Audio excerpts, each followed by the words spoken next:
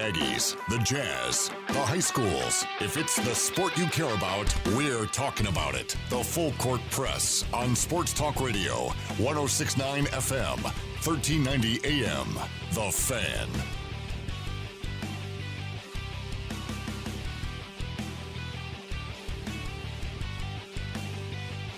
Hello, welcome to the Full Court Press. Eric Frandsen, Ajay, Salvesen, 106.9 FM, 1390 AM. The Fan. 1069thefan.com if you're streaming, and 1069 The Fan mobile app. Wherever you're carrying us around, we appreciate you for doing so. Grateful to have you guys joining us here on the Full Court Press. Is this a new thing? Like how you pronounce your O's? It's ooh? When ooh 69?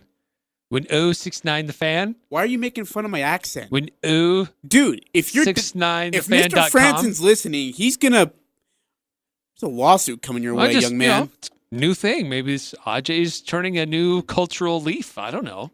A new cultural leaf? Right. Oh, now this is really getting out of hand.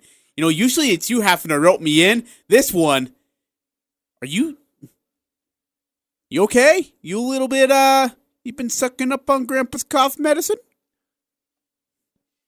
DeMarcus Cousins just got waived? I didn't know this. You didn't know that? No. Eric, read the writing on the wall. Oh, this happened this morning? Yeah. Well, and the Lakers let go of Quinn Cook. Do you want to know why? Because they're going to pick up DeMarcus Cousins to fill in the role for Anthony Davis, who's out. Interesting timing, isn't it? Yeah. DeMarcus Cousins had his... in fact, what they did, the Utah Jazz did with... Joe Johnson. Because they paid out the remaining of his salary and then allowed him to go somewhere else to a title contending team at the time because we were at the end of Joe Johnson's career. And the reason why is, Eric, is because it's always good to have, you know how it goes in the NBA, NFL, Major League Sports, is when you go from one team to another, you want them to leave with a good review on your mark, right? You want a good 5-star Google review from these players. So they're going to take good care of you. You want a good Yelp review. Yep, exactly. And they're going to take really good care of you, and they're going to send you off on your happy way. And then you're going to go, and someone's going to say, hey, I'm thinking about going to places. What did you think about Utah? And they're going to say, hey, look, great coach, great organization, first class, treated me really well when I was there, treated me better as I was on my way out. Now, I wouldn't go to Gordon Hayward about that. But, yeah. Yeah, there you go. DeMarcus Cousins has been waived by the Rockets. The Lakers have released Quinn Cook, so do the math. All you need to know. It's pretty seeable. Any chance that the Jazz consider signing Quinn Cook? I mean, it makes sense he'd be in Utah. I mean, we'd call him the Apostle. Would he fit? Oh, would you call him? Don't do that. You know better. You know better. Yeah. Elder Cook for 3. That's what I can just see. Locke or Bowler who comes up with all these nicknames. The Apostle. And I know, something tells me David Locke would be a little bit lost on that reference. Quentin Cook would all of a sudden file for a lawsuit because he has his name without copyright issues. 5338. I hope they grant me an exemption at the Masters to write a card. Signed Tiger Woods. Oh, too soon. Who was the guy that was trying to do that? He had like a leg. It was like a birth disorder. What was it? Just he didn't have a lot of muscle in one of his legs. Good golfer, but he needed a golf cart to get around. Yeah, this was like 20 years ago. And he made kind of a stink. Like, hey, I'm a good golfer. I qualify, but all these tournaments say I can't use a cart. And it kind of created a bit of a stir.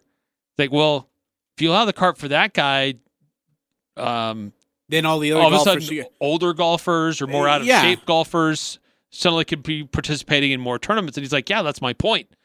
But then I think they flipped it around saying, no, you have to be able to meet a certain level of physical ability to participate in a contest like this. So eventually it fell on dead ears, and obviously we don't know. We haven't heard much about that guy anymore because we can't think of his name. So can I ask a question? Maybe our wonderful listeners can help us out. You can text in at 435-339-0321, 435-339-0321. By the way, 9315. Ajay, you're great. Thanks for keeping us up to date on things in sports. Eric, Welcome to the sports world today. DeMarcus Cousins released this morning. It's pretty much called yesterday. Look. The last few days, been a little crazy around here, and I haven't exactly had my head in what's going on in the news. Oh, crap. Yeah, we do have a pretty big event starting today, huh? Yeah, we'll get to that in just a bit. Okay, see? Yeah. I've been focused on the sports world. You're focused on the business world. Else. Are you happy? So, hey, I do have a question, though, and our listeners, again, 435-339-0321, please help us out. Why can't pro golfers take a cart everywhere? Why do they have to walk? Is that just like a standard class gentleman's game kind of thing? Like you're not going to need a cart to get yourself where you want to go? I don't know. Because that just doesn't. I mean, why can't a pro golfer, instead of walking from like one hole to the next, why can't he just ride and get to a ball and then hit it from there? Don't you think it would make these tournaments move along quicker? Yeah. Absolutely. I mean, the last thing I want to see is 65-year-old Tiger Woods limping his way 300 yards to go hit another golf ball. Get him there in 5 seconds and let him take a whack at it, and then get him there another 2 seconds onto the green. Maybe it's about protecting the green itself. Maybe it's not like rear-ending other carts. Treads and or tearing it up. But is that really somebody get a little wild out there on the 14th? There's not a golf cart path you can't take. Doing donuts. You have someone rear-end into some other golfer they hate. Bam! Hey, take that. Well, then do you need a caddy at that point? If you're just keeping your bag in the cart, do you need a caddy to carry your bag for you? No. I mean, yeah. Well, actually, that's a good question. No. I just don't understand. Like, I love golf. I do. I love golf. It's a beautiful game. I love watching Finau golf a little bit. I got to see him over the weekend on TV. I thought he did a great job. I know he choked towards the end, I believe. That's unfortunately the story of his life. Yeah, he does so good during the tournament. He gets there down to the end, and then he just can't shut handle the door. It. Yeah. Yeah, and I think that's the case again. I love golf. I just don't understand why they can't take a cart and get to the ball quicker. That's just never made sense for me, ever. I mean, but a casual golfer like you and I, we can take our cart everywhere. Yeah, it's not I was going to say, it's not the problem with the golf courses I golf on, but then again, I don't go to fancy golf courses Right, either. Speaking of which, Devin DeLynn hit me up like 4 months ago and asked if we were coming down. I don't know if I ever told you that. Oh, no, you keep those kinds of invitations private. You invite somebody else. Yeah, this is my good friend, Eric Frandsen. You've never seen his face. You only know him by his voice. He may sound a little bit different, but he's got a cold. He got a cold. 9315. I love the book you were given, Ajay, by the amazing, thoughtful coach, but shouldn't you have told him you're a lifelong Bucks fan? I was given a wonderful gift by Coach. It's a book called The Dynasty. I'm already 45 pages in. It is super good. Like I say, lifelong Patriots fan and Bucks fan, but Patriots fan too. More so Patriots than Bucks. Wow, so weird. You've had split allegiances all this time. Kept it really quiet. It's a really, really, really good book. I've always, it's really well written. There's a lot of inside story to it. Like, here's the thing. Did you know Robert Kraft? I didn't know this. Robert Kraft his first purchase of the New England Patriots was via the parking lot and 330 acres around it, because the stadium was owned by the Sullivans and they weren't letting it go even though they were in an incredible amount of debt. So Kraft was smart and realized that they didn't have the parking lot, and that's usually how you can get a lot of your money. So he went and bought 3 parking lots and 330 acres. And that's how it all started to kind of rev into. Yeah. It's interesting. It's cool. It's a way, way, way good book, and I'm only 45 pages into it. I'm actually working on a return and report. I guess a book report is what it'd be called. I'm working on one for Coach Smith, so he knows that I read the book. I just helped one of my kids do a book report. You made it into like a flyer, like a travel brochure. So is that what your book report's going to be like? You're going to pictures and cut out. It is going to be proper and classy. It's going to be proper and classy. Not to say your kids get a magazine and cut out a bunch of different letters to spell his name. Could you imagine how quick he crumbled that up? My friend Tom. 5338. I try to pattern my game after Greg Norman. Signed Tony Finau. That's brutal. Ouch. Man, your text line was hot last night. Holy smokes. Got some good text, too. Yeah. Yes. Some really good stuff. You missed out. You should have been here. Yeah, I really wish I could have. But I was too busy getting a gift from Coach. By the way, with Raleigh's injury, and I know you probably hit on this already from 2603 yesterday, but I would not expect him till the conference tournament. I would maybe next weekend when they play Fresno, which we'll get to in a little bit, but I would not expect him until the Mountain West Conference tournament, so which is a bummer. Right. We really don't know a lot of details. All that Coach Smith has gone on record of saying is that it's a lower leg injury. It's been something that's been bothering him for a little while and just got to the point where he needed to get off of it. But it was not season ending. He did expect him to return to the team at some point, but he did not give a very definitive timeline for his return. Yeah, that's I don't know. I'm worried. Because if he does come back in time for the Mountain West Conference tournament, he will not have game action in over a month. Almost 2 months, right, actually? Because the last game he played was against Fresno State in Game 1. He hasn't played a game since then.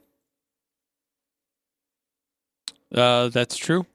Which was, January 26th or something like that. So it will be almost 2 months until he comes back for real game live action.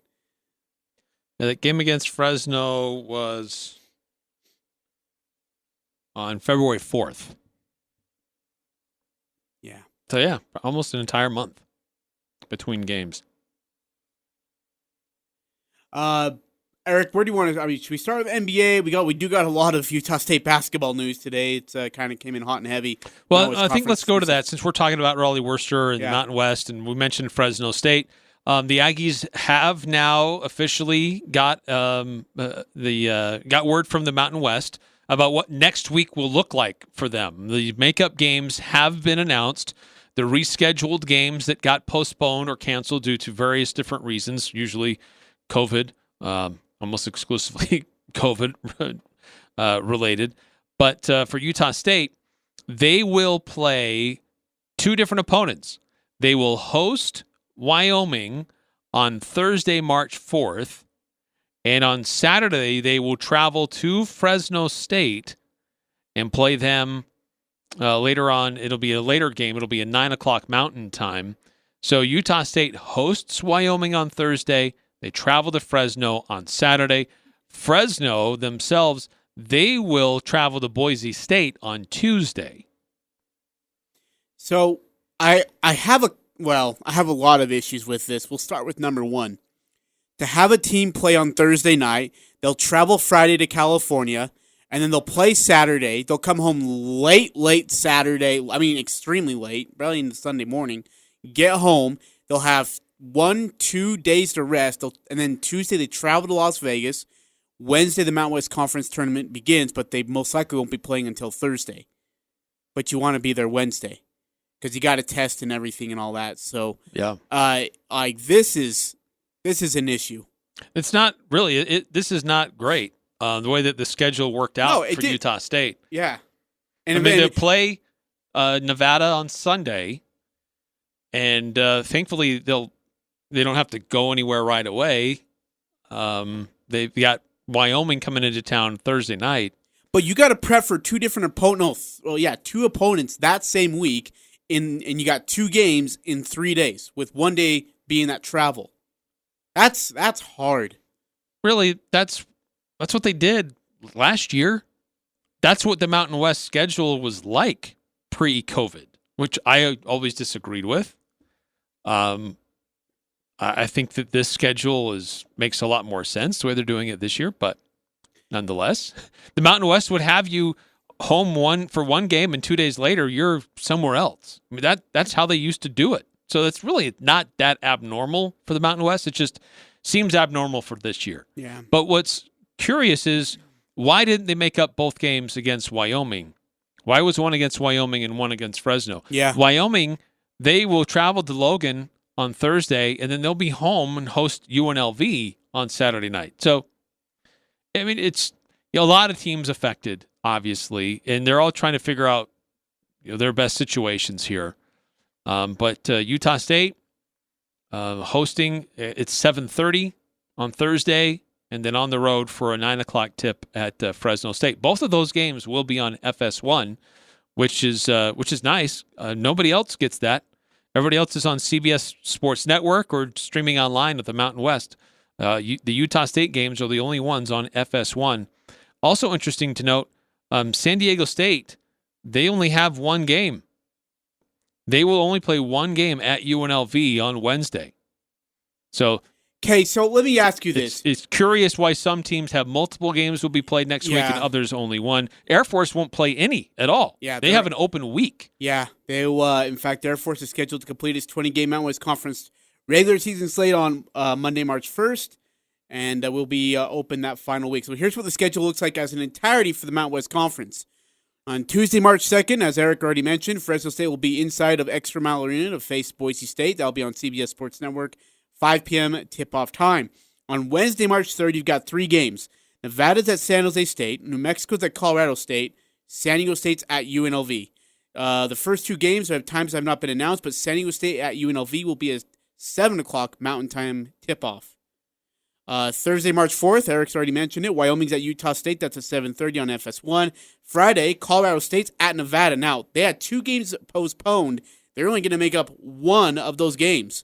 Colorado State will be at Nevada. That's at 7 o'clock on Friday. And then Saturday, Utah State's at Fresno. That's a 9 o'clock Mountain Time tip-off. That's just stupid ridiculous. And then why does it need to be so late? Yeah, see, I'm with you. I don't get this. And then UNLV's at Wyoming. That game's on CBS Sports Network and will be a 9 p.m.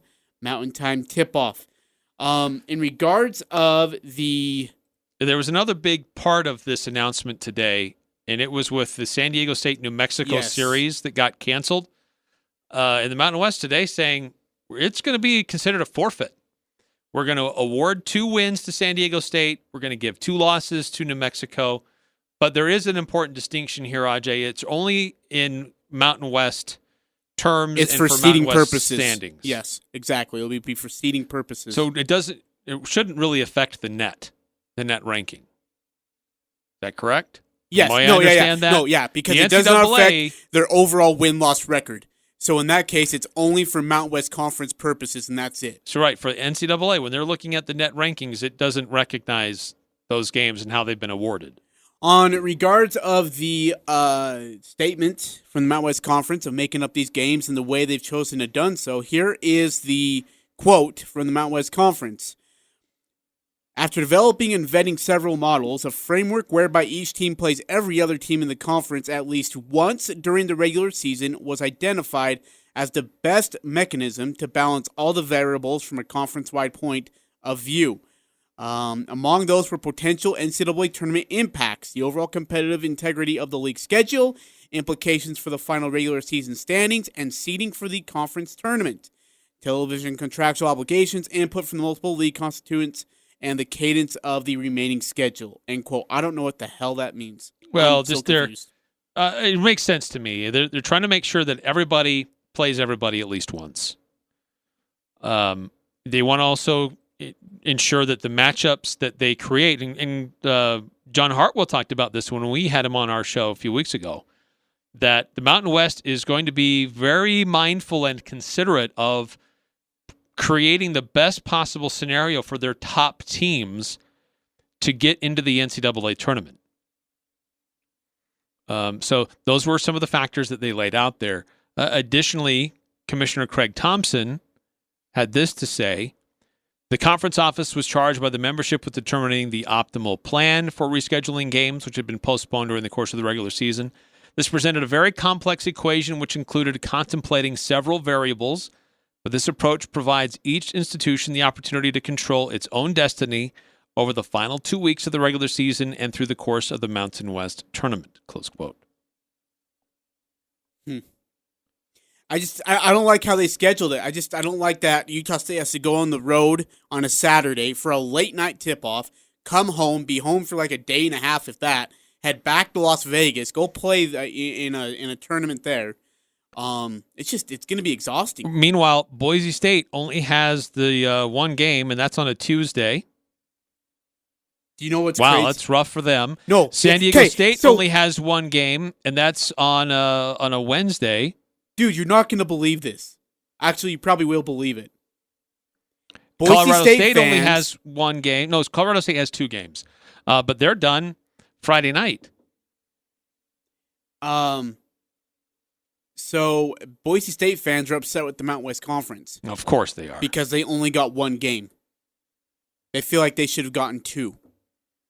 Because they don't have so much rust going into the tournament. Oh, boo-hoo. Hey, if you want to go... They can always find a reason to complain about whatever it is. You know what? If you want to come to Fresno in our place and go to Fresno on Saturday night at 8 o'clock at night, by 9 o'clock at night, by all means. We'd love to switch. I mean, that's so on brand. I mean, of course Boise State would complain. Yeah, they're upset that they have to go to, that they only get one game. And Brian Dutcher, by the way, on having to go play a makeup game at UNLV next week or this upcoming week, quote, I just think the risk of exposing ourselves to one more trip doesn't benefit anybody if our goal is the NCAA tournament and trying to have teams healthy for that event, end quote. Nobody's happy. Goodness sakes. Gosh, bunch of whiny babies. Nobody's happy right now. I do not envy that Mountain West office. Can you imagine the calls and whining and complaints they get every day from these guys? But... okay, would you rather be Boise State and only have one game next week, or would you rather be Utah State and have 2 games? Well, I think the answer is I'd rather have 2 games, but if one of those is on a late Saturday night and I got the conference tournament that I've got to travel to early next week, that's not convenient. Yeah. I mean, Colorado State gets 2 games, but they're done by Friday night. San Diego State only has 1 game. 1. Boise State only has 1 game. Colorado State basically gets a bye on Wednesday when they host New Mexico. And then they have to travel to Nevada on Friday, and that'll be a tough game for them. But, I mean, the Utah State needs games. They need wins. They need opportunities to improve their resume. I don't know that it dramatically improves the resume for Utah State. I mean, look, they play Fresno State, who is 212 in the net ranking. Are they going to go to Fresno State? They'll still be a quad 3 or quad 4. And then they host Wyoming. And Wyoming's 185. I mean, not any better. So... but those are the games that got postponed. Those are your only options to make up games is against those teams. That's tough. So again, Utah State will play Wyoming at home on March 4th. That'll be the final home game of the Mountain West Conference regular season for the Aggies, or at least of Mountain West Conference play, I should say. And then they will be at Fresno on March 6th, 9 p.m. Mountain Time tip-off, so 8 p.m. with Al Lewis. He's got a late night.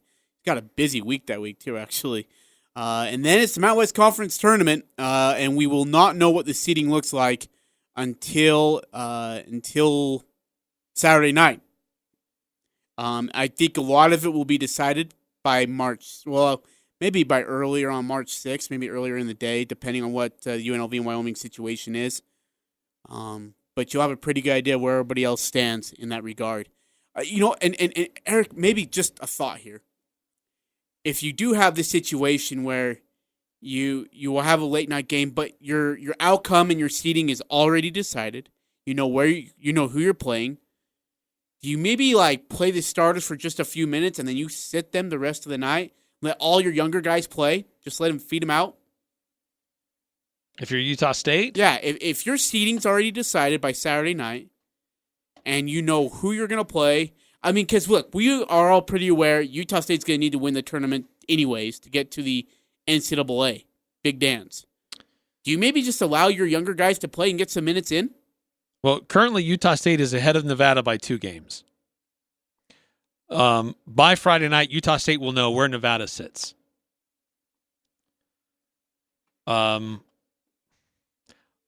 It's an interesting idea, but Utah State needs to continue to try to improve their resume and say, yeah, we're tournament ready. But we're tournament worthy. Yeah, but is your resume is not going to improve dramatically, like you said.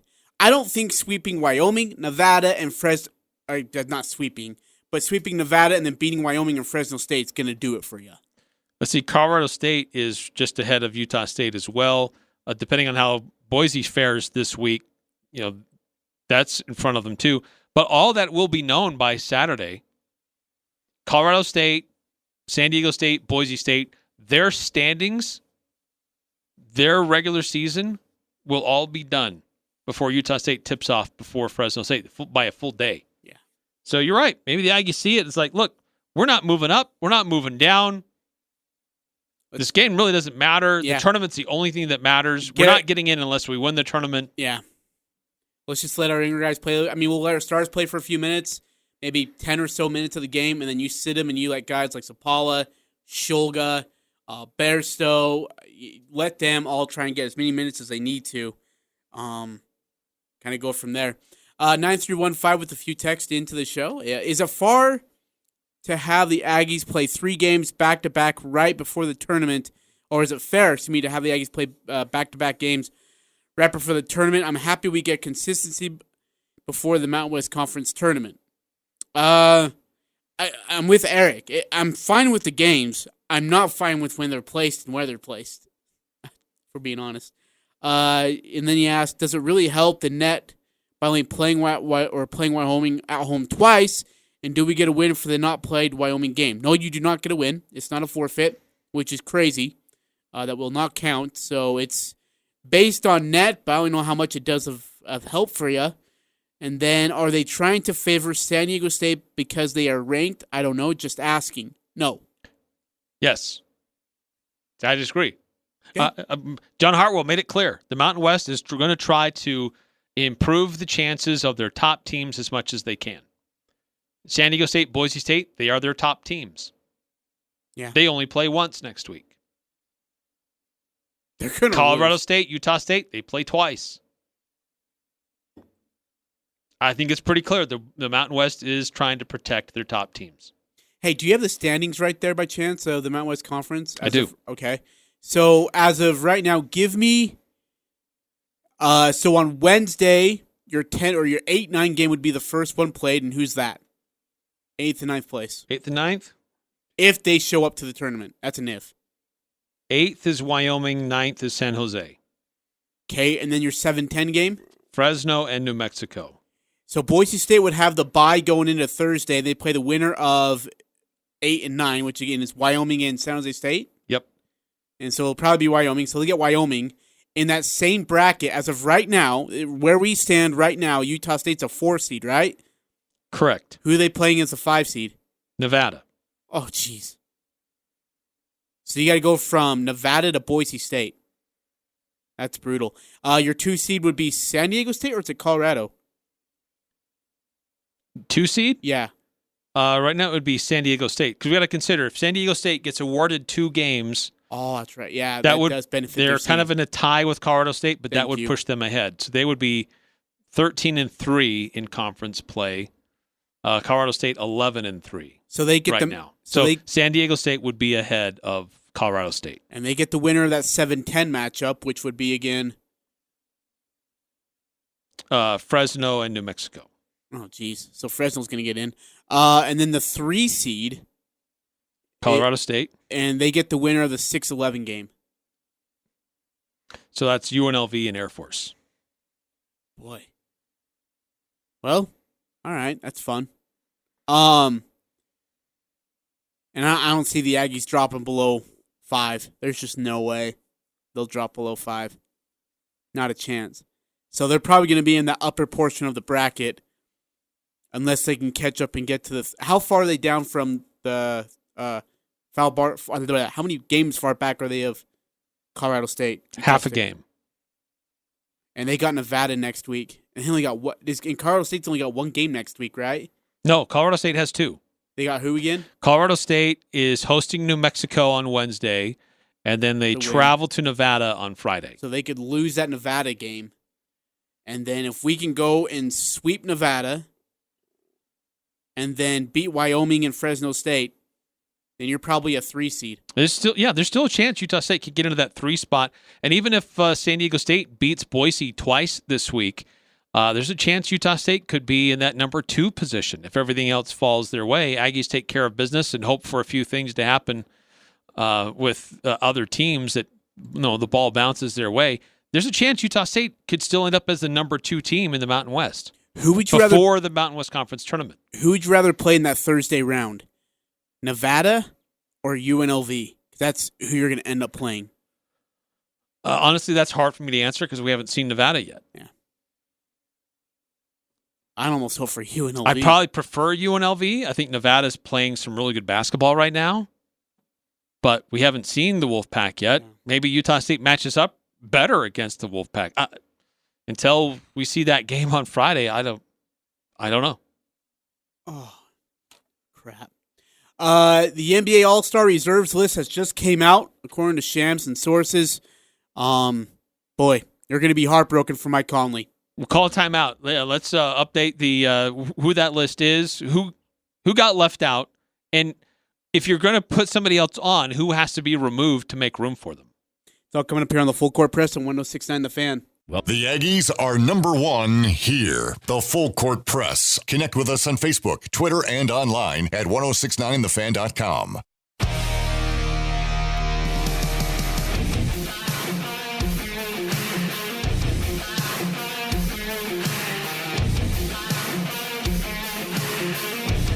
It is the Full Court Press on 106.9 The Fan. Thanks for joining us, however and wherever you're doing so. Eric Frandsen, I'm Ajay Salvesen. The NBA All-Star Reserves, sources are coming out. Of course, Shams is way ahead of everybody. And they're being announced. Before we go there, though, Mike Conley, I know you played this yesterday, Eric, but Mike Conley, on being named an All-Star, what it would mean to him. Here's Mike Conley. I'm looking forward to next few days or so and seeing what happens. But I'm really happy that I was telling somebody the other day, like, to even be mentioned in the conversation again and doing it my way, not trying to score 40 points a game and not trying to take 20 shots. I'm doing it in the way that I know how I can affect the game and play the game and be unselfish and be efficient, play defense and be the two-way player that I've always been and be looked at as an all-star is pretty cool. Well, the All-Star Reserves have been not formally announced. They will be officially announced at 5 o'clock Mountain Time here in the second hour. But according to Shams Charania, here is what the West Reserves will look like. Chris Paul, Paul George, Damian Lillard, Donovan Mitchell, Rudy Gobert, Zion Williamson, and Anthony Davis. On the East side, James Harden, Julius Randle, Jason Tatum, Jaylen Brown, Zach LaVine, Ben Simmons, and Nikola Vucevic. I'm going to go with Vucevic. Didn't he used to play for the Lakers? Shut up. A long time ago. Eat it. So, Eric, with that, Tony Jones of The Athletic wrote a really, really good article on Mike Conley on what it would mean for him to be named an All-Star. In his career, he's not been to an All-Star game yet. And by the way, he's been on a couple of good teams with Memphis during that span and never got named to the All-Star team, not even a reserve. And now he felt like this would be the year that it would happen. In fact, he compared it, Eric, to going to the DMV, standing in a long line, and then being told, oh, you need 2 forms of identification, and you only have 1. And he says this year, quote unquote, I have 2 forms of identification to get me in. This has got to be absolutely heartbreaking to him. I would agree. And I think that what most likely hurt his chances is the hamstring injury. Being out for a couple of weeks caused people to pay attention to other players, to see what they were doing. And some people may have just kind of forgotten about Mike Conley, saw that the Jazz were doing well, even though he was not available. Maybe if the Jazz were stumbling without him and then all of a sudden there was this huge resurgence when he came back, then it would be more obvious what impact he has on the court. But his impact is amazing. It's just that may be one of the stats that blows my mind the most is the type of career this guy has had and never have made an all-star game is a travesty. He's had a great career. He's having a great season with the Utah Jazz. And when we have these conversations, Ajay, about who got left out, I think you have to look at, okay, well, who would you remove? Who was he more worthy than? Who's already named today to be an all-star? Would he take the place of Chris Paul?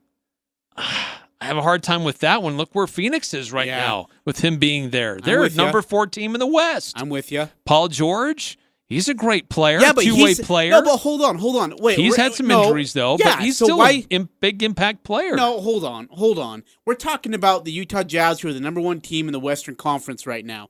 And you said that Mike Conley missing games because of a hamstring was probably a factor into it. PG-13 has missed how many games, and they're not the first place team in the Western Conference. No. So what changes all of a sudden? That's fair. Paul George could be one of those guys you can make a strong case that he should be replaced with somebody else. Damian Lillard absolutely deserves to be there. Donovan Mitchell, I believe strongly that he should be there. One of the best players on the best team. Rudy Gobert, again, one of the best players on the best team in the NBA for good reason for how he impacts the game on multiple sides of the court. Zion Williamson, he's an exciting player. Anthony Davis, he's hurt. He probably will not be there. And if he doesn't, that's the question. Who replaces him if he's not there? So who are the snubs? Who are the notable snubs? We mentioned Mike Conley. Who else got snubbed? Well, here's the problem is I just saw the reply to Sham's tweet. He said, notable All-Star Reserve snubs. Atlanta's Trae Young, Phoenix's Devin Booker, Philadelphia's Tobias Harris, San Antonio's DeMar DeRozan. Like, what in the fetch? Will receive a replacement player. Let's see. The West squad will receive a replacement player should Anthony Davis miss the All-Star game, which he will. He won't play in that game. How does DeMar DeRozan be considered a bigger snub than Mike Conley? I think that some people consider career rather than what's happening this season, which, again, flies in the face of why isn't Mike Conley there. But the Spurs had a rough start, but they've been improving. I mean, they're currently in the 6th spot. But look, Zion Williamson, he's an exciting player, but they're 13-17. Yeah. And I think the same goes for Trae Young in the Eastern Conference. People are like, oh, why didn't Trae Young an All-Star? His team's 13-17. They're outside of the playoff picture right now. Winning should matter. Winning should count for something. I agree. I'm with you. Like, why isn't Jimmy Butler an All-Star? He's a snub. Yeah. How is Jimmy Butler not? Wait, is he not a starter? No, he's not a sub either. Wow, Butler didn't make the list, huh? And wow, I honestly didn't think about Jimmy Butler. And you know what's sad is I'm so heartbroken for Mike Conley that I forget that the head coach of the Western Conference team is Quinn Snyder, and that 2 Jazz players made it, man. Rudy and Donovan made the squad. And so I forget about that because I was so hoping that Mike Conley would get the opportunity. And I'm sure Rudy and Donovan are honored, but they got to feel sick too. Like, man, Mike Conley hasn't made it yet. Look, it's not out of the woods yet. I mean, I remember a few years back. Well, this is more than just a few years back. There was an all-star who had an injury, a starter, and so then a sub got named a starter, and then they had to bring in somebody else to be a sub. And then there was another injury on the substitute list, and eventually, because of these injuries or guys couldn't make it, Mehmet Okur ended up making the All-Star game. And it was a cool thing for him, cool thing for Jazz Nation to see a Jazz player at the All-Star game because it had been a break since John and Carl. So those things can happen, especially this year. Maybe somebody says, you know what, for safety reasons, because of a short off season, because, I don't know, whatever, I need time to rest to get ready for the second half, they just opt not to participate. And so the window is not necessarily shut on Mike Conley. he ain't getting in. You think somebody else gets in ahead of him as a replacement? Oh yeah. So who gets in ahead of Mike Conley then? Devin Booker does. I don't agree with it, but he's going to. I absolutely, positively do not agree with it at all. I'm very against it. He was the Western Conference Player of the Week last week. Who, Devin was? Devin Booker. Good for him. Happy for him, I guess. Phoenix Suns are the number 4 team in the NBA, in the Western Conference. Great. Where are the Jazz at again? I just want to make sure. There were several years the Golden State Warriors, they were a hot team. They got 3 guys regularly. Yeah, that was a tradition for Golden State for some time. I mean, Jazz are as hot as they were when they were in their heyday. Let's reward the guys that are making that happen. Gosh, Jordan Clarkson should even be considered in the mix. He should be considered. I don't think he should make the list, though. I think Mike Conley, I put Conley ahead of Jordan Clarkson. I agree. But he's not going to make it. I think Devin Booker's going to get the vote. He's going to get the vote in over Mike Conley for the All-Star reserve. So, well, he made it last year because of an injury. He was an alternate that ended up. That's right. Yeah, that's right. I mean, I don't know how much Mike Conley's going to be playing. You know, he's been in the league since 2007. I mean, we're in 2020. I don't know how much longer he's going to play in the league. But just, man, I don't know what else a guy who's the point guard for a team that's right now leading the Western Conference and actually the NBA as the best team has to do to get on. If he can't get on now, I don't know what you need besides 2 forms of identification. It just blows my mind that he didn't make the list. I feel bad too. But then, like you said, Eric, who do you take off? Like, there's just how do you remove Chris Paul, who's taken the Suns team from being a dead last team? And that's the other thing. Devin Booker was on the Suns team last year, and they weren't great until they went to the bubble and went 8-0. And all of a sudden, everyone's like, "Oh wow, Devin Booker's really Suns team's all right." They turned a corner. But then Chris Paul comes in. Camp. But Chris Paul comes in, and now they're the 4th best team. So it's obviously not Devin Booker. It's Chris Paul. I agree with Chris Paul's selection. I'm fine with it. I'm fine. I mean, if we're going to talk about injuries and such, then I don't know if PG-13 should be there. If that's what he's missed a lot of games. If I had a guy or 2 to strike, I would strike Zion Williamson. And some people say, Eric, you got to be crazy. He's a dynamic player. He's averaging 25 and 10. He's the youngest guy to do this and that. Yeah, he is an exciting player. And if it's just for the fans and exhibition, then we got to rethink a few things about who goes and who doesn't go. But I would strike Zion Williamson because I think winning should matter. And that's similarly why I'm not bent out of shape that Trae Young didn't end up going. Trae Young? From the East. Yeah, not Troy. Trae Young. Yeah, sorry. And then I think you're making a pretty compelling case for Paul George with time missed, and has he been that big of an impact when he's even there? Is this a career recognition, or are you an all-star this year? And if it's a career recognition, then Mike Conley should get in. I agree. Like anything you argue with me in regards in defending Paul George making the reserve, I can actually counter that easily with probably the same argument for Mike Conley should make the all-star team. One more time, let's look at the East reserves, because it does kind of blow my mind now that you've pointed it out to me. James Harden, Julius Randle, Jason Tatum, Jaylen Brown, Zach LaVine, Ben Simmons, and Nikola. What's his name? I was going to see if you were going to... No, I don't... Come on, Ajay. I don't know. Come on. No. Vukovic. So, is the L... It's a L instead of a V. The V is silent, but there's no L. There's no L. Nikola Vukovic. Yeah. Feel bad to be that kid. Well, I don't really have a big problem with that East. Jimmy Butler not making it? Well, yeah. Dude, like, here's the thing. Is Jason Tatum and Jaylen Brown made it? Tatum? Sure. Brown? No. LaVine? Heck no. What? No. Look, he's not having over a great year for Chicago. Not over Jimmy Butler. Not over Jimmy Chicago's Butler. in the 8th spot. Oh my gosh, they're in the 8th spot? They're in playoff position. Wow! And it's mostly because and only because of Zach great. LaVine. They're in the 8th spot. He's having a great year, Ajay. And I would argue he's having a more impactful year than Jimmy Butler is. That's crazy. Jimmy Butler took his team to the finals last year. And is this about last year? And carried his team Is this year. about last year? And you know who else didn't make it? Is Bam Bam. How does Bam not make it?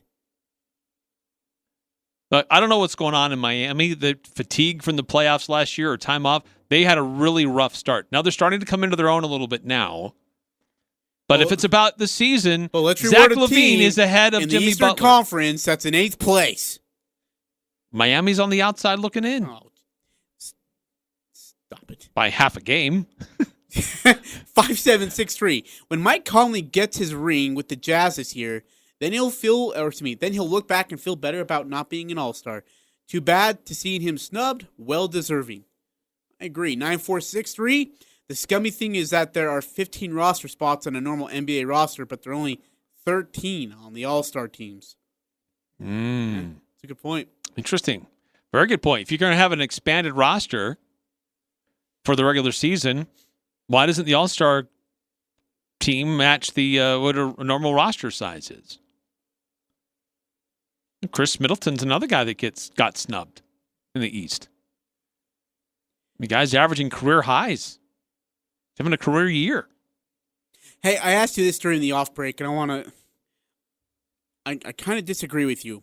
AD's going to be out for the All-Star game. He's not going to play. There's no way the Lakers let him play for an All-Star game when they're going to be contending for a top 3 spot in the Western Conference coming up in the second half of the season. And they've got a pretty tough schedule in that second half. Well, we would assume. The NBA still has not released the second half, but if based on who they've played and who they still have yet to play, yes. If AD's out and they say, Mike Conley, we would like you to take AD's place, if you're Mike Conley, are you offended? No. I would be. Wait, so the only reason I don't get in is because someone's injured? Look, yeah, I'd love to be considered in under normal circumstances, but you still have named me an All-Star. It's an honor to be an All-Star. All right, fair enough. Sure, maybe there's a tinge of frustration there that you didn't get in under first consideration.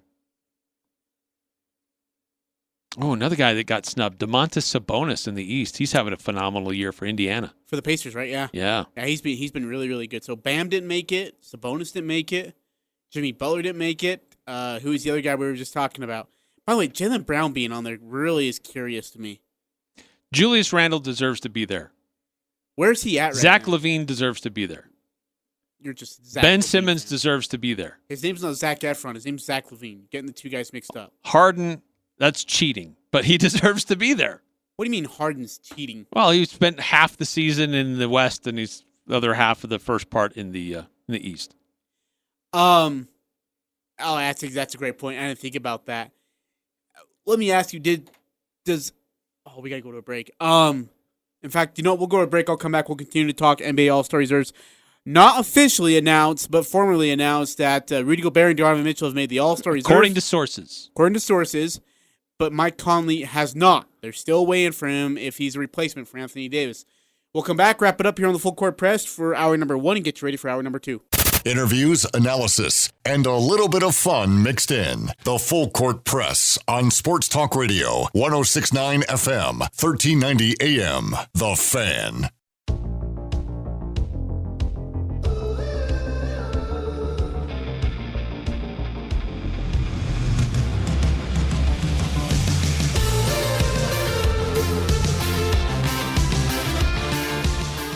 Don't you love it when you get a revelation on something you should have known all along? Wait, what? No, hey. That's been staring at me this whole time? Hey, I don't blame you for missing it. You're looking at 50,000 different things. Hey, by the way, while we have it, just a minute, don't forget, today is the day. The Best of Northern Utah presented by Thermo Fisher is here. You can start nominating the best businesses in Northern Utah today. Businesses must be nominated in order to be voted on by the community for the Best of Northern Utah 2021 list. Nominate your business or a business you love starting today at bestofnorthernutah.com. Again, presented by Thermo Fisher, where they are hiring. Ajay, this has been so fun.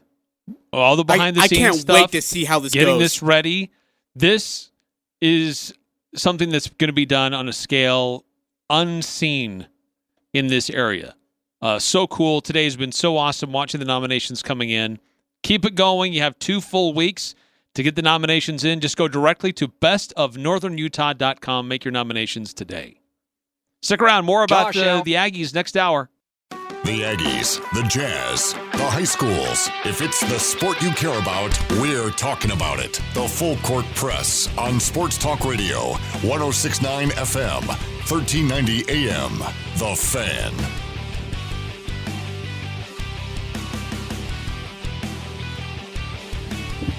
Welcome back to the Full Court Press, hour number 2. That's Eric. I'm Ajay. 5:01 your kickoff time here on 106.9 The Fan, 106.9 FM, 1390 AM, 106.9thefan.com, or carrying us around on the 106.9 The Fan mobile app. Grateful and happy to have you joining us.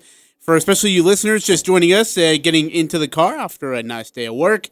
Happy to have you, and hope you are doing well. A lot of news to get to. We'll recap what we hit in the first hour. We'll get to what we were talking about in the second hour.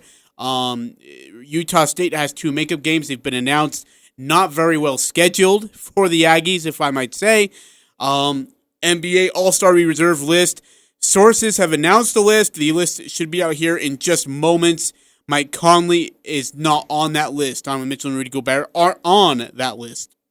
The Eastern Conference Reserve list is very curious, to put it nicely. And we'll also get into some NBA talk as the Jazz beat the Hornets last night.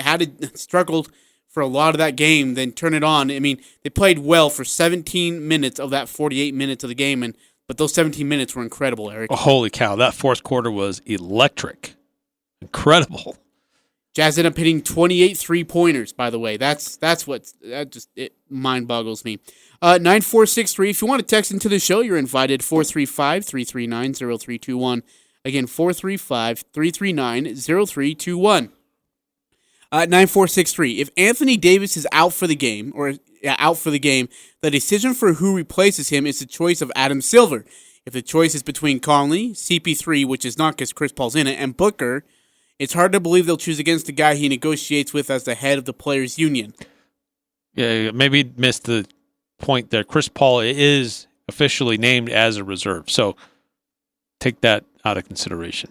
But some of the speculation going on social media that I'm seeing in this short amount of time since Shams first reported was, will Adam Silver go for, this is assuming Anthony Davis doesn't participate. That's still a big if, we don't know, but if Adam Silver is to choose, does he go for the emotional, sentimental pick with Mike Conley, or does he go to recognize a young up-and-coming star in Devin Booker? And really, I think that's what it comes down to. Are there other guys that could be considered? Sure. It's so many great players in the NBA, especially in this very deep and very talented Western Conference. But really, I think it comes down to those 2 guys. Shai Gilgeous-Alexander, maybe he should be recognized. Should be recognized. I don't think he should be long. Brandon Ingram in New Orleans, should he be recognized? Sure, but gosh, winning matters. And look at what the Utah Jazz are doing. Yeah. And look at Mike Conley's impact in the game. Just look at his numbers. His player efficiency rating is off the charts. Better than anybody in the NBA. Yeah, and that's just this season. If we want to make it about just this season and not being a sentimental pick that, he never made it, we finally need to make him. Look, give it to him because he earned it this year. Yeah, I'm with you. I absolutely agree.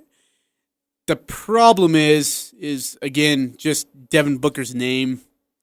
I don't know. I'd love to see Conley replace AD, and I know you said, there is that thought that AD may not play. I don't think he's going to play. I don't think the Lakers want to risk having Anthony Davis in there for any kind of re-aggravated injury and not have him back for the second half of the season. That'd be stupid on the Lakers' part. I know it's an honor for Anthony Davis, but Like, he's going to be in plenty of more All-Star games. It's okay to sit one out. So, right. And look, this should be an opportunity to recognize great players and who represent great teams. Shai Gilgeous-Alexander is a great player, but Oklahoma City Thunder, they're 12-19.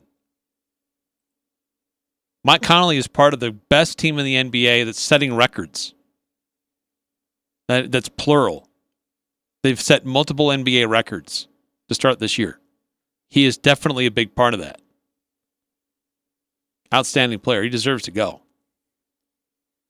Devin Booker deserves to go. But, again, winning matters. Zion Williamson, he's an exciting young player, but let's celebrate guys who help their teams win. Yeah. Sorry, I was just reading a tweet here from J.E. Skeet. So Booker be the injury replacement for AD, right? Or is the NBA going to get sentimental and go with Mike Conley for playing horse during the summer? J.E. Skeets, by the way, is a co-host of No Ducks Incorporated podcast on The Athletic. Nobody listens to it because nobody gives a crap because he sucks so bad at it. Anyways, if Mike Conley gets in, I don't think it's so much sentimental value as it is just team value. And the fact, as you mentioned, they're the number one team in the league. So, I mean, put that in your pipe and smoke it, NBA world. It's annoying. Like, anytime the Jazz are doing well, the NBA world just loses their minds. They just hate it. They can't stand it. Something must not be right. It's only because somebody else isn't playing that great. Yeah. It's only because somebody else has an issue. By the way, Hoop Central tweets out, Denver Booker should be an all-star reserve. The Phoenix Suns are 20-10 and would currently be the number one seed if they were in the Eastern Conference. They are definitely for real. They're dead serious when they tweeted that, too. Good gosh. You know, kids, drugs are a dangerous thing. And drugs on Twitter is worse, so don't do it. Do not do it. Again, your Western, as just sources, again, officially announced here in just moments. Sources say the NBA 2021 NBA All-Star Reserve will be like this. For the East, it's James Harden, who left from the West to the East and makes the All-Star team as a reserve. How about that? Julius Randle, Jason Tatum, Jaylen Brown, Zach LaVine, Ben Simmons, Nikola Vucevic. West Conference is Chris Paul, Paul George, Damian Lillard, Donovan Mitchell, Rudy Gobert, Zion Williamson, and Anthony Davis. And Anthony Davis looks like he will be out for the All-Star game because he will be he's injured right now. He's actually not even playing against the Jazz tomorrow night at 8 o'clock on national television. And we're going to get into just some Jazz talk here in just moments. But, Eric, we talked about it in the first hour. A couple of snubs in the Eastern side. Bam Bam didn't make it. Jimmy Butler didn't make it. Trae Young didn't make it. Who am I missing? Domantas Sabonis. Hey, should Gordon Hayward have Chris made Middleton? He should be considered. I think Gordon Hayward actually has had a phenomenal year. He has. I know that upsets a lot of people, but it's okay. Look, I'll say it again. Winning should matter. Domantas Sabonis is the best player for the Indiana Pacers. He's having a great year. 21.5 points, 11.5 rebounds, 5.5 assists. Impact player. And Indiana is number 4 in the East right now. How does the best guy in the number 4 team in the East not make it? Hey, but as 9463 tweets out, the Celtics have 2 All-Stars despite being 15-15 in the 6th seed in the Wild. And he said it's absolutely wild, which is true. Yeah, I agree. Like Jason Tatum, I understand. They're a very mediocre team. Jason Tatum, I understand. Jaylen Brown, I do not get at all. Boston is a very mediocre team. Yeah. And that's probably putting it nicely. 2776, don't knock them until you tried them, Ajay. Are we talking about Vujicic's name, or are we talking about something else? What have you tried that you're knocking? What have I tried? I'm not sure. We need a little more context. Oh, drugs. Oh, well. Drugs? Well, Eric has claimed that I've done them before getting on air and then said some stuff on air that I should have said. 9315. Does Ajay have a business? If so, he has my nomination. Yep, I am a member of the Full Court Press staff. Co-host with Eric Frandsen. Oh, man. Yeah, just a reminder, again, the Best of Northern Utah, which is presented by Thermo Fisher, is here. You can start voting today As if you go to bestofnorthernutah.com, again, it's presented by Thermo Fisher, where they are hiring. Businesses must be nominated in order to be voted on by the community. This is a really, really cool thing that they're doing. So hop on and be happy and vote. Vote. Get out there and vote. Do you know what we should have? We should have businesses come in and bring us food, snacks, desserts. Let us try them, and then we will vote as well. Privately, but we will vote. Hey, look, you can't bribe people. I'm not to bribing vote for you. I'm not bribing anybody. I'm just asking to bring in your food. You can't buy your votes. No, I'm not buying anything. That's against the rules. Nobody. Clearly I'm not buying anything. All I'm saying is bring in your food. We will try it. I won't tell you if I like it or hate it. And I'll just try it, and I'll tell you thank you, and I'll ask you to leave the room, and then I'll vote privately based on the taste of what I've had. Okay. That'd be a good idea. You would need a variety of people presenting great food for you to give a qualified vote, right? True. Yeah. You want to make sure you get as much information as possible before you cast your all-important vote. Like who really is the best. And you know what? You can vote every day. So people should bring different meals to you every day. And you maybe that changes your vote day by day. But yeah, there you go, Ajay. Maybe you're onto something. Hey, I got to ask you about this because I saw your reply to Tony Jones. Does Zion Williamson deserve to be on this All-Star team? I don't think he does. I think they're more qualified players and guys who help their teams win. He's a big, young, up-and-coming personality in the NBA. I get that.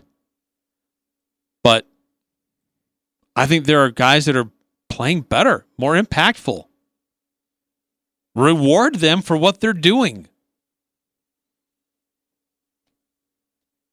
Yeah. And classy move, Mike Conley, just a few minutes ago. I saw that. Congrats to Spida Mitchell, Rudy Gobert. Hopefully many more to come. Classy move by Mike. Okay, you know he's got to be feeling sad and left out, maybe a little frustrated. But he's taking the moment to congratulate his teammates. If Zion doesn't make it, Booker does over Conley. I honestly think that. But in that replacement over AD for an injury, I think Conley would make it over Zion. Yeah. So, anyways, yeah, it bugs me, and it's heartbreaking because you're a Jazz guy, but you also understand what it was going to mean to Mike Conley to make the All-Star team, and now you're gonna have to fight over with Devin Booker, and so, yeah, that's gonna be a tough. It's gonna be a tough one to draw. All right, let's get to some NBA basketball. Utah Jazz last night, Charlotte Hornets. Utah Jazz struggled for a majority of this game. I mean, as Tony Jones said it really well last night. Of the 48 minutes of basketball, the Utah Jazz played good for 17 minutes of it. Without knowing the result, you would have said, all right, well, Charlotte won by 15, right? Final score from the Vivint Smart Home Arena, Utah Jazz 132, Charlotte Hornets 110. Utah Jazz improved to an NBA best 25-6, 14-2 at home. Charlotte Hornets are 14-16 on the road, and 5-8 on the road. But this is just, I mean, that onslaught where they went on a 26-2 run that erased like a 12-point lead that was Charlotte's at one point, and then the Jazz all of a sudden led by like 18, was incredible. Eric, was just absolutely awesome Jazz basketball. Unreal. And how much of that came from the bench play? Yeah. 7 3-pointers from Joe Ingles. 7 3-pointers from your man, George Niang. Stop 5 it. 3-pointers from Jordan My Clarkson. man. 17 made threes. To me, that's not 17. My math is awesome. 19 made threes from the bench. It's incredible. Joe Ingles was a plus 32 in his plus minus. 21 points, 6 assists, 5 boards, 7 made 3-pointers. Now, Joe was struggling a little bit at first, being relegated to the bench. I thought he was fantastic as a starter. But then once Mike Conley came back, Joe was not really finding that same groove that he had when he was inserted into the starting lineup. He was able to eventually shake that off and then become another impact player like we all love him to be. Mike Conley dropped 4 threes on the night. Mitchell chimed in with 3. Royce O'Neal got it going with 2. Probably the strangest thing of the night is that Bojan Bogdanovic did not make a three-point shot. He didn't even make a 3. They shot 29 threes before half, did the Jazz. That's a club record for attempts and a half, by the way. They hit 8 in the first quarter. That's about 72% of its shot attempts came from behind the arc during that period. Oh, that's nuts. And they still were trailing at one point. Charlotte had 21 fast break points. They kept pushing it with LaMelo. They had 14 by halftime. But then the Jazz were able to get back. They played better defense. They shot the ball better, especially in the fourth quarter. It was great adjustment basketball by the Utah Jazz as a whole. And again, your guy, George Niang, who should be an all-star reserve, according to you, had 4 threes. And the thing is not one of them hit the side of the backboard on any of his attempts, which that's a career first for George Niang. He was perfect. Hayward, by the way, finished with, because I know everyone's curious, he had 21.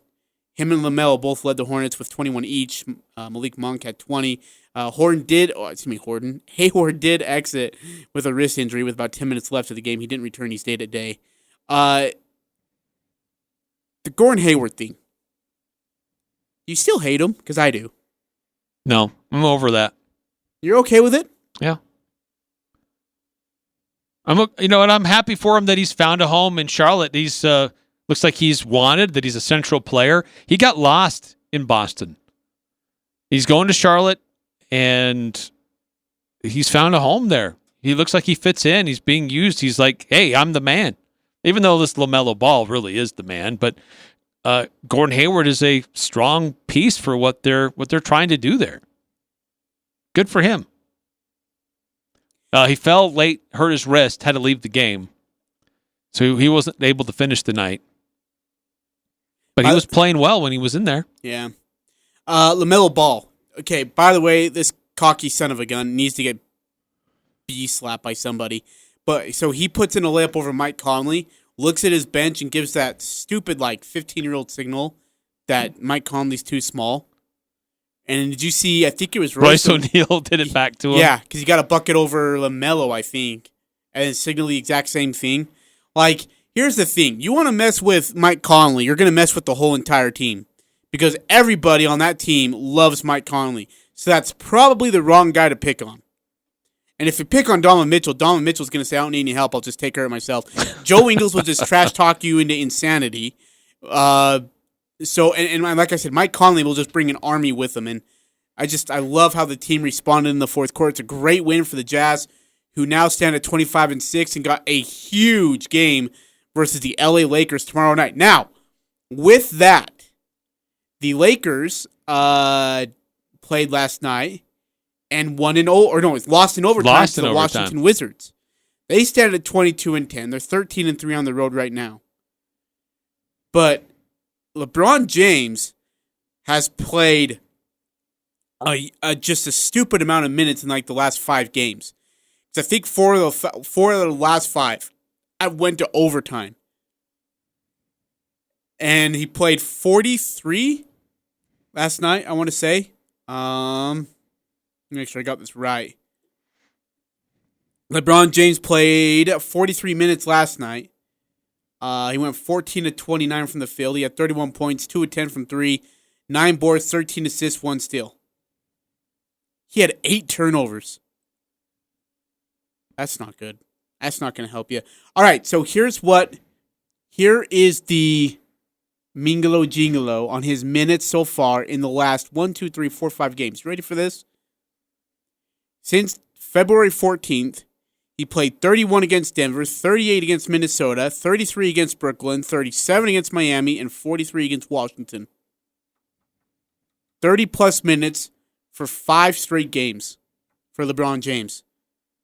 I would, and with this game being on the road, I would not be surprised if they rested him tomorrow night.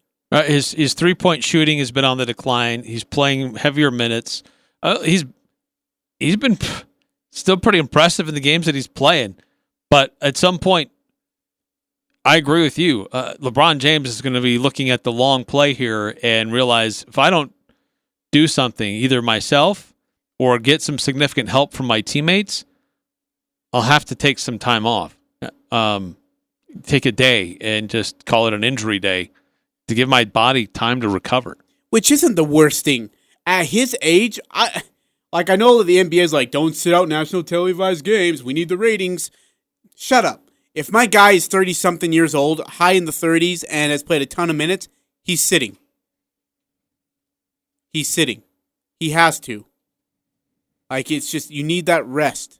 And especially when you're making a title push, which they will through the Lakers. They'll be there in the end.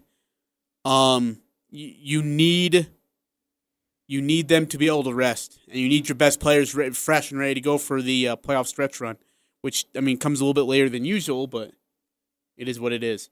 So I don't think, I wouldn't be surprised if LeBron James played, but I would not be at all surprised if they said he's sitting out tomorrow night. And no AD and no LeBron, I think the Jazz should be able to feast. You'd think, you would suspect that they would, but sometimes you never know. When those guys that haven't had any opportunity or have had limited opportunity to play suddenly get their opportunity to play more minutes and try to prove that, hey, coach, you should put me in the game more, then sometimes they can be kind of a dangerous guy to watch out for. Okay, so here's what the remaining first half of the schedule looks like leading up to the All-Star break. They're home against the Lakers, and then they got another brutal stretch. They're at Miami on Friday, at Orlando on Saturday, at New Orleans on Monday, and then at Philadelphia on Wednesday next week. Game on Wednesdays at 5 o'clock, 8 o'clock tomorrow night on ESPN for the Lakers, 6, 6, and 6 for Miami, Orlando, and New Orleans, with New Orleans being on NBA TV on Monday, March 1st. That's what your schedule looks like for the remaining of the first half, and then they'll release the second half of the schedule. We'll see how things look from there.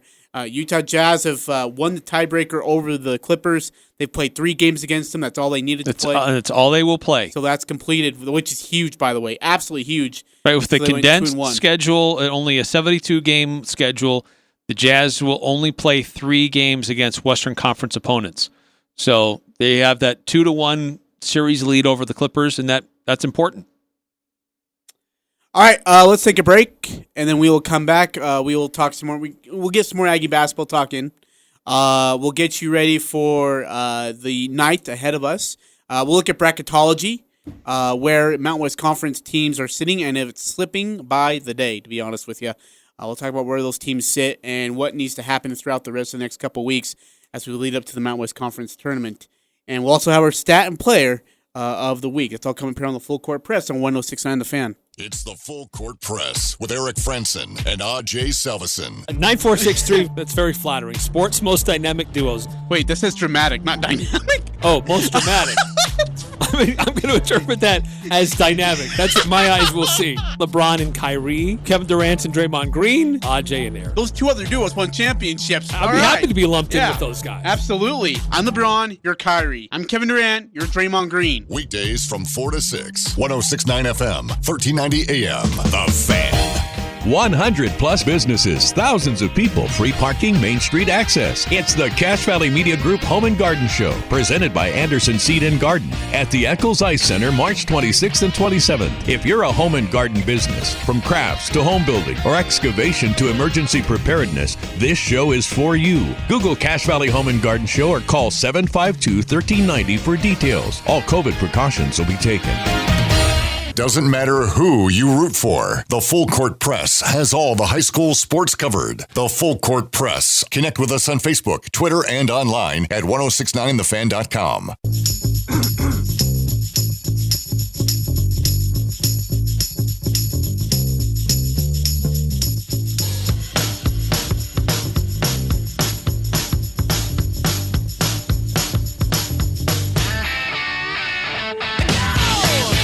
All right, while you're looking that up, hi, welcome back to the Full Court Press. Eric Frandsen, Ajay Salvesen. You're on 106 on the Fan. Hope you are doing well. Hope you're having a wonderful Tuesday evening. Beautiful day outside, by the way. Currently, 50? Is it 53 degrees? It's not 50. It can't be that. Dude, that's what it's saying. Okay, Where are you looking? On my very trusty system, and it says 53 degrees. Okay, well, I don't know how trusty your system is. Don't blame me. Blame this thing up here that says 53 degrees. Yeah. My phone is telling me 36. I think I trust that a little more than whatever it is you're looking at. Decent. I'm looking at the dang computer. Decent Wednesday, decent weather Wednesday and Thursday. We got precipitation coming in Friday and Saturday, so dress warm. That's what they always say. They always say there's precipitation coming in and then nothing shows up. Ooh, it's supposed to snow later tonight, though. That sucks. I hate snow. All right. Eric Frandsen, Ajay Salvesen here on 106.9 The Fan. Hope you're doing well. If you want to text into our show, 435-339-0321. Hit us up with any questions, thoughts, concerns, or clean jokes. Love to hear from you. Hey, by the way, Tyler Knowles texted me, and he said he'll bring in brownies. Brownies. And I trust Tyler Knowles' cooking. As long as they're not laced with anything. Oh, no, if they're especially laced. Hey, a few things about the Utah Jazz. Hit me. They are playing some great basketball. Isn't that great?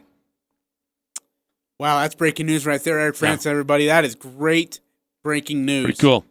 Now, here's the thing. Jazz set or tied franchise records in the following categories last night. 3-pointers made, 3-pointers made and a half, 3-pointers made in a quarter, 3-pointers attempted, 3-pointers attempted and a half, and 3-pointers made off the bench. Like, you'd think that the Hornets might have looked at the game tape the last time that these two teams met. Oh, they're too lazy to do that. And might think, the Jazz put up a franchise record 3-pointers on us last time we played them. Let's try something slightly different. Didn't quite work. But you know what? Charlotte, they did outscore the Jazz in the paint. That was problematic. They beat the Jazz like 48-30 in the paint. They got whatever they wanted to inside, didn't they? I didn't see the game. I was just watching highlights, but man. They were cutting to the hoop and getting, like you said, almost everything they wanted. But they were totally leaving the corner three open, and the Jazz were feasting, especially in that fourth quarter. They could not miss. But Ajay, it's a franchise record in 3-pointers made in 28. 3 players off the bench who made 5 3-pointers or more. That's a record. You had 3 guys off the bench who scored 20 points or more. It was unreal. And I mean, it was a slog fest for 3 quarters, and then the Jazz just all of a sudden came alive in the fourth and just bombing away. Impressive performance. Now, it didn't just start in the fourth quarter. They were making some adjustments, but that's when it really just was lights out. Impressive win for the Utah Jazz. Yeah. Bouncing back after a loss. Think they take care of LeBron and the Lakers tomorrow? I know we'll get into more specifics tomorrow, but, I mean, is there any worry about this LeBron James-led team? I mean, it's hard to bet against Utah right now. Yeah, absolutely. Absolutely. 4348 is texted in the show, and I believe he is a newcomer to the Full Court Press. Welcome on, 4348. Great to have you. Glad to have you as well. LeBron addressed the claims that he needs rest last night. He said if he's healthy, he will play in any game. So I don't think there's any way he won't play tomorrow. I'll take it. I think that's probably true. I mean, it's an play. ESPN game, right? It's a national broadcast game, so he doesn't miss those. Boy, he's so good. I mean, he is an incredible player. He's amazing. He is. I'm telling you, he is something else at his age. He is so special of a basketball player, and what he does day in and day out for his team. I mean, it just and it's crazy because he leaves, and I've said it before, but it still just blows my mind, Eric. He goes to Cleveland. They make the playoffs. They even have an NBA Finals appearance. He leaves, goes to Miami. They go to 4 straight finals while Cleveland's in the cellar. It goes back to Cleveland. Miami's in the cellar, and Cleveland goes to 4 straight finals, or I think it was 4 straight finals if I'm not mistaken. And then he leaves Cleveland. They're back in the cellar. He goes to the Lakers, who've been struggling for a bit, And he takes him and wins an NBA championship. Like, it's just incredible. That is so hard to do, what LeBron is doing. It's impossible. It should be impossible to do that. You're right. He's an impressive player. Very impressive player. Great note, 4348. Appreciate you texting in. In addition to those other impressive notes, and can I just make this a stat that blew my mind? Go ahead. Yeah, absolutely. Wait, hold on. Not yet. Let's take a look at the numbers. It's the stat that blew our minds. He did what? On the Full Court Press. Wow, that blew my mind. You know, we got to use the big voice guy every time we... I'm like, yeah, go ahead. All right. Are you going to intro us or not? He only puts in limited work, but we got to use him while we can. Besides those other things that I mentioned, Utah is the fastest team to reach 500 three-pointers made during an NBA season. They did it in 31 games. They combined for the most three-pointers made by any team's bench in a game in NBA history. 19 three-pointers made off the bench. Let that sink in for a second. That's incredible. First team to have 3 bench players all record 5 or more three-pointers made in NBA history. That's nuts. Tied the 2008 Celtics for the most double-digit wins through 31 games. 21 games in 31 have been decided by double digits by the Utah Jazz. And then George Niang, the second player to go 7 for 7 on three-point attempts with no other field goal attempts in a game. He joins Robert Horry, who did that in 1997. Oh man. Big shot Bob. Big love shot that guy. George. Big shot. No, stop it. Why do you do this? What's up with your... Hey, by the way, Piranhas, if you're listening, Eric thinks that George Niang should be an all-star over Devin Booker and Mike Conley. Right, I've made many deep, compelling cases for that. Yes, you have. Give me a Jazz roster with a bunch of George Niangs and Royce O'Neal. We're going to win the NBA championship. Hey, Elias Sports Bureau put this stat out. This will be the stat that blew my mind. Utah Jazz have never been the first NBA team to have 25 wins in a season in franchise history. The first team to 25 wins by date has won the NBA championship in only 2 of the last 11 seasons. The Warriors in 16-17 and the Raptors in 18-19. Uh-oh. So, again, the Utah Jazz will get beat by the LA Lakers in the Western Conference Finals. You're welcome, everybody. You are welcome. And by the way, San Diego State men's basketball has won each of its last 6 games by 20-plus points, all versus Mountain West Conference teams. Only 4 schools over the last 60 seasons have won 7 or more straight conference games by all that large of a margin. UConn in 65-66, UNLV in the Big West, Utah State in the Big West, and Stephen F. Austin in Southland. Wow. How about that? That's a pretty cool stat, actually. Huh? All right, my player, I have to go with Nimi Keta. What a week he had last week in Boise.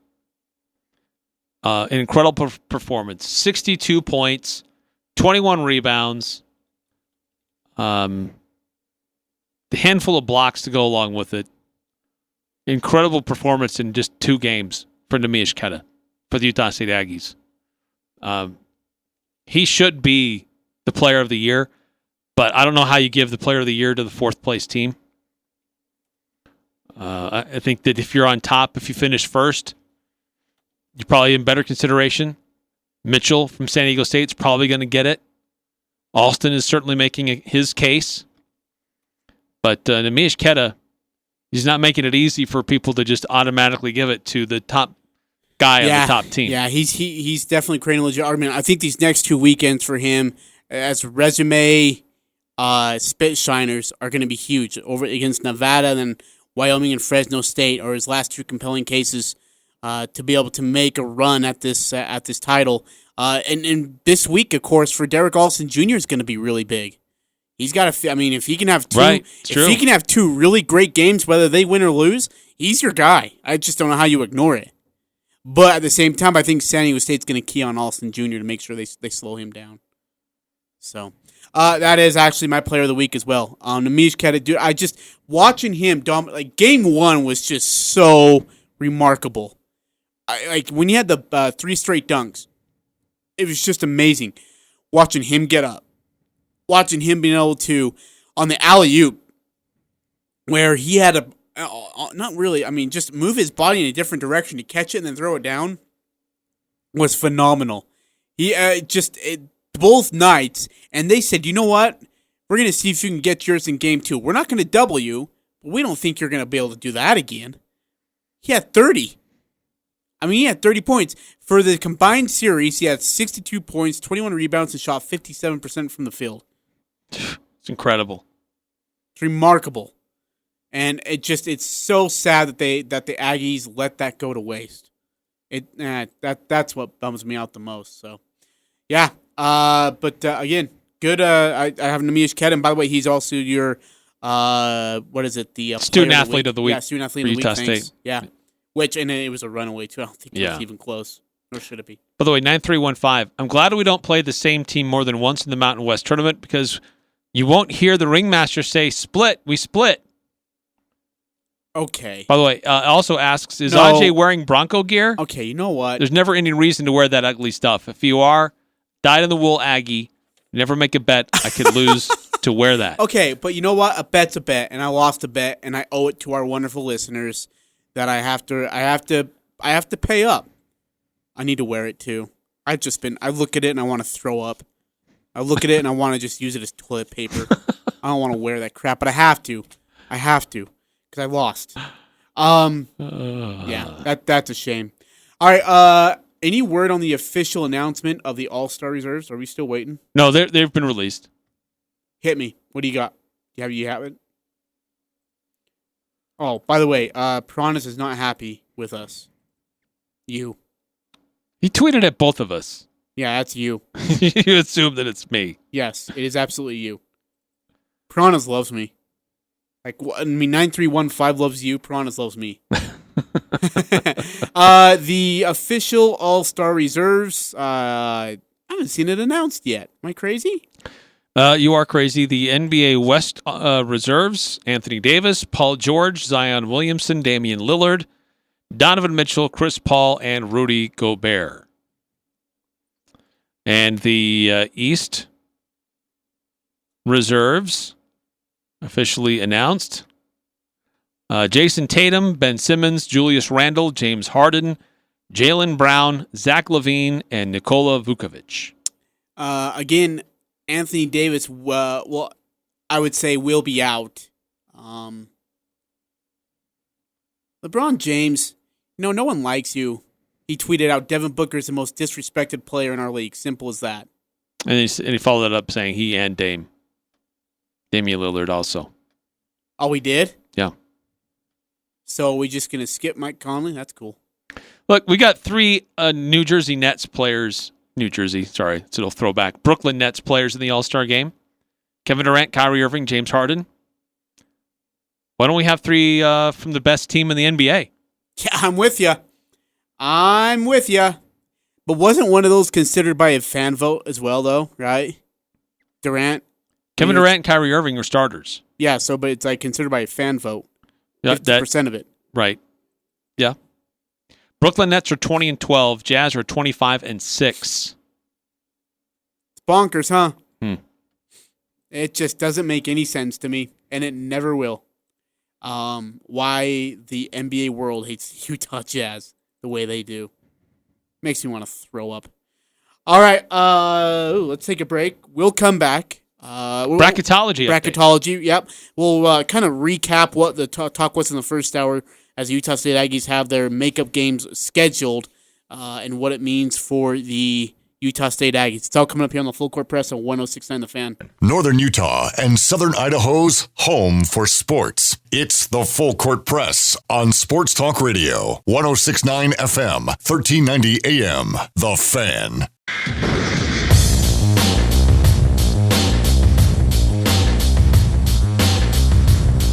Where did this come from? I like it. All right, cool Good stuff. Eric, we were just talking about off the air, and forgive us because we should have mentioned it earlier. It's from Sucker Punch. It's from what? The movie? What's the movie called again? Sucker Punch? I'm trying to think of the artist. No, she's hold from like Finland or something. I can't think of her name. Anyway, we're off topic. What's Sucker Punch about? I have a hard time. I would have a really hard time giving you a good synopsis. It's a weird show. That's interesting, Eric. Yeah. All right.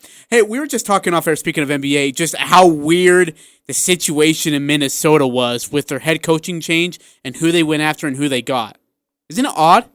Oh, extremely weird. Help our listeners figure I this out. don't think I've ever seen this before. You fire your head coach in the middle of a season, and you go find another head coach from a different team, and name him as your next head coach. And he's from a different conference too. I mean, you'd always see the precedent is you fire your head coach if you just really feel it's bad and you have to make a change, and then somebody else on your staff takes over those duties until the end of the regular season, and then you reach out to some other team if you're interested in interviewing their assistants. Find some coach who's unemployed. Sometimes a former TV analyst who used to be in the game.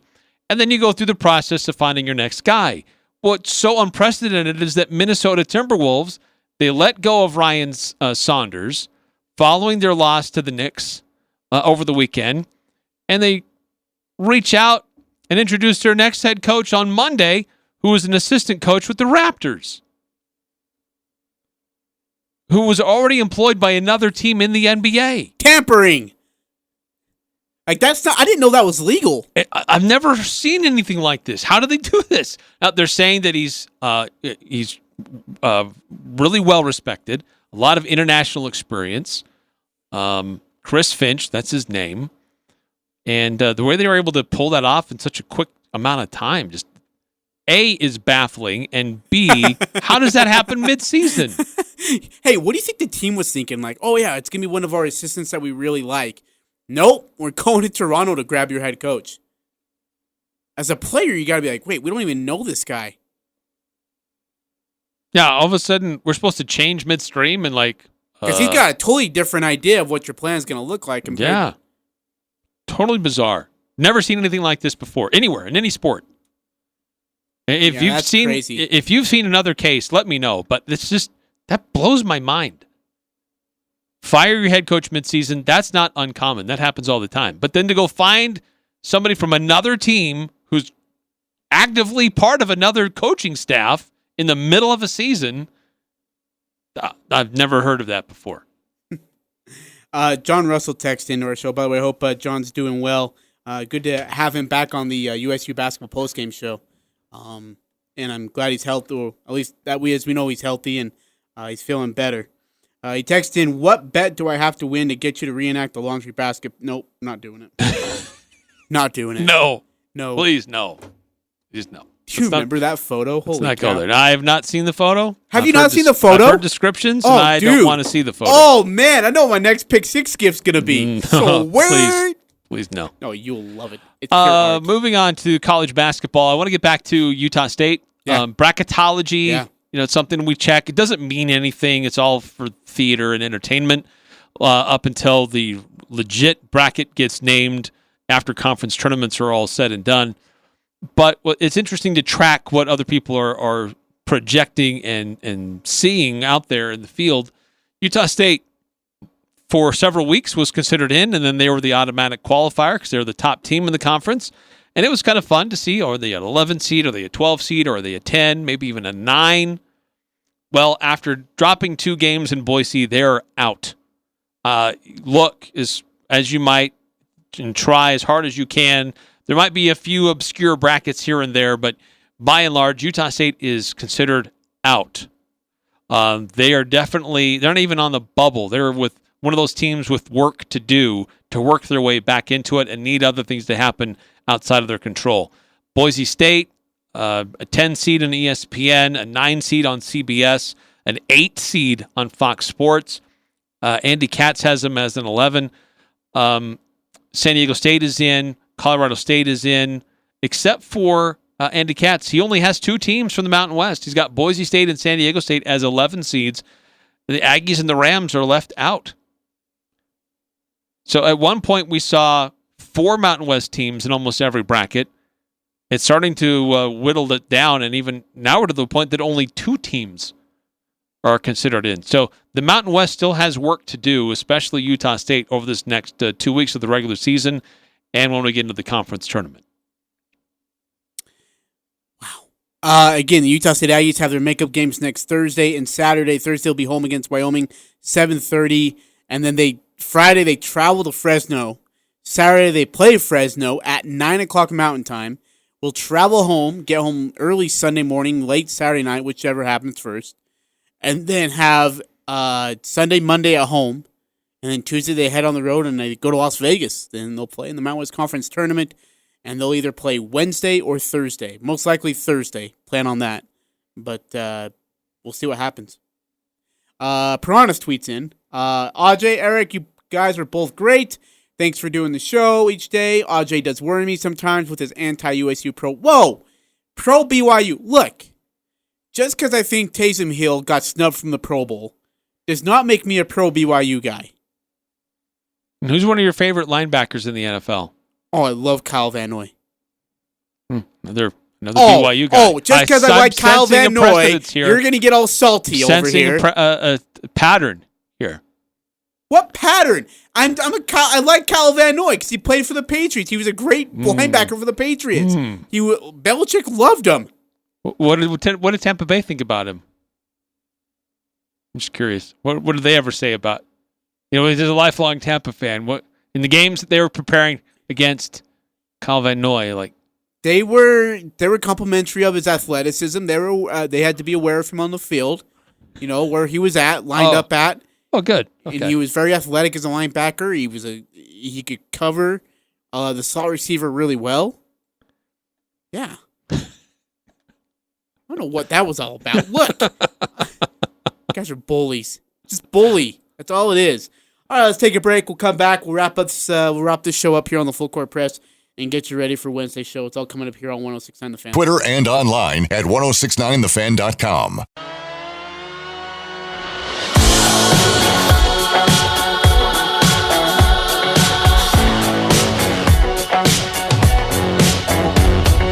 I don't get it. We can talk. I volunteer to help you out, and you're like, I don't know. Man, I really need help here. Hey, Eric, I'm more than happy. Nah, man, nah, it's okay. I don't need help. Stressing. I'm like wringing my hands. Like, what am I going to do? Yeah. This is really throwing me off. Oh, yeah, I can help.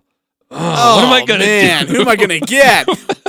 Hey, Eric, I can help. I'll just have to call our producer, Dallin. I'll just have to get him to come. Eric, I'm right. I'll have to find a way to do it remotely. Dallin. Great idea, Ajay. I'll get Dallin instead. That's good thinking. It wasn't that bad. Jerk. Oh. Felt that bad. Are you kidding me? I'm like, hey, I'm more than happy to do it. I don't know. I'll think of something. Happens all the time. Hey, I got to find someone to call a game. Hey, I'm free.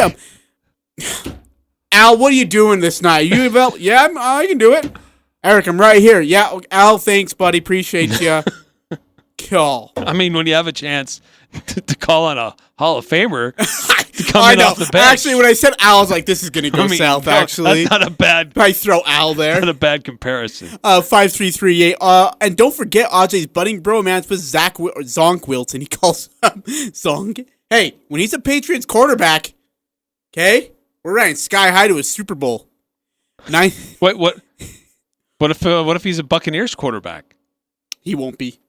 When BYU wins so many games, Ajay has to jump on the bandwagon just like the Buccaneers. This is from 9315. Oh, okay. It's not a bandwagon. Stop it.